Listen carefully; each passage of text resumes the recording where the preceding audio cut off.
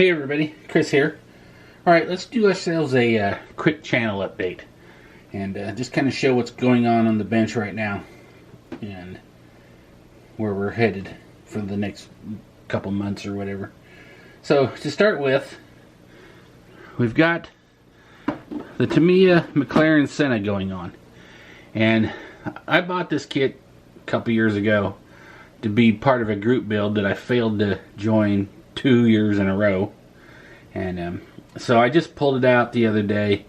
And basically what I'm doing is I'm working in between these other two builds that you'll see here in a minute. If I run into a stopping point and got nothing to do, I pull this thing out and work on it. And so let me move this box so the camera stays somewhat focused, and I'll show you a little bit of where we're at. So this is the interior tub and the chassis, and this is several days worth of work. Actually, there's a lot of painting you have to do before you can put things together and stuff. This isn't a kit that you glue together and then paint it. That just doesn't work. So, but you can see the seats aren't glued in yet. I'm still working on those. Here's our front suspension, our brakes and stuff. Here is the rear subframe. The engine is buried down in there. The titanium gold piece on the top is actually the exhaust manifold. Let me put my fingers on the seats and we'll roll her over. Here's some of the undercarriage and stuff. You know, there's 3 or 4 colors of silver in just this piece that you're looking at alone. I mean, the engine's aluminum, the subframe's titanium. You've got gunmetal on the disc brakes. There's some other crap in here too. But so this is not your average Monogram, Revel, AMT car kit. There's a lot of work involved in this. But if you like building cars and you want something that's a challenge, and it's not really a challenge because it's a Tamiya kit, there's just a lot of time and effort involved in it. I'd recommend this. Go for it. It's a lot of fun. Okay, so the next thing we're working on, get some stuff shuffled here, is the AMT Alaskan hauler. Now this kit is 100% different from the Tamiya kit.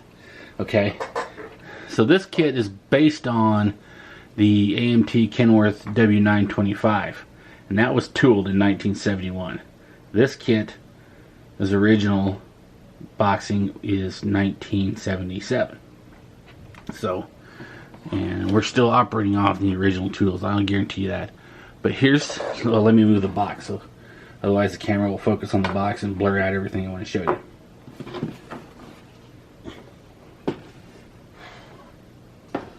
Okay, so we'll start with the kit engine.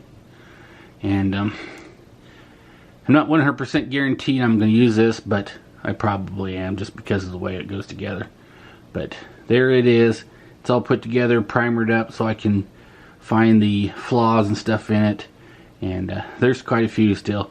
This white plastic that they mold this kit in, it's terrible hard to see seam lines and stuff like that, mold lines. So you pretty much got to prime it, and then you'll find a whole bunch of stuff that you thought you got that you didn't. The other thing is the chassis. The frame here, we're working on that, working our way through it. Start at the back. These frame members are all glued in and in place now. From here forward, it's not. This one's just hanging there. And the reason we're working our way up is because, again, an old mold, and you can probably see it right here.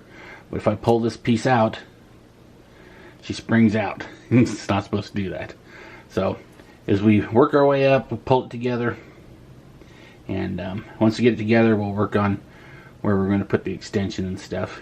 This AMT Alaskan hauler, this is part of the Big Rig group build, sponsored by Jeff's Model Garage.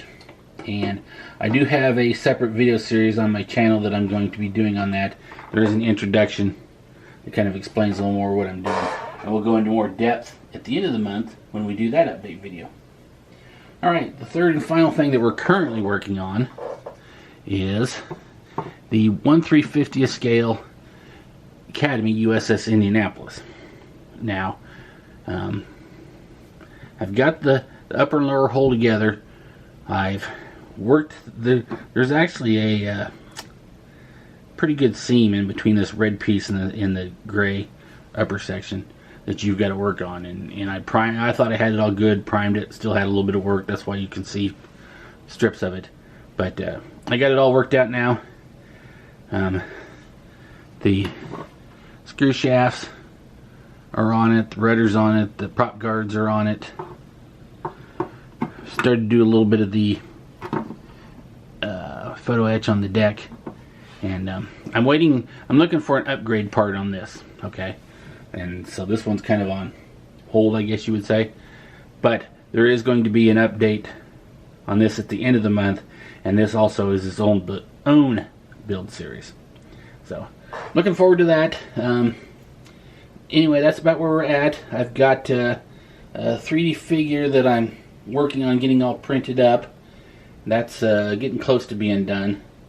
Got to print the base, which is a major print, and then I've got my Halloween group build for HobbyLink International that I'm still working on, getting things ready and how I'm going to do it.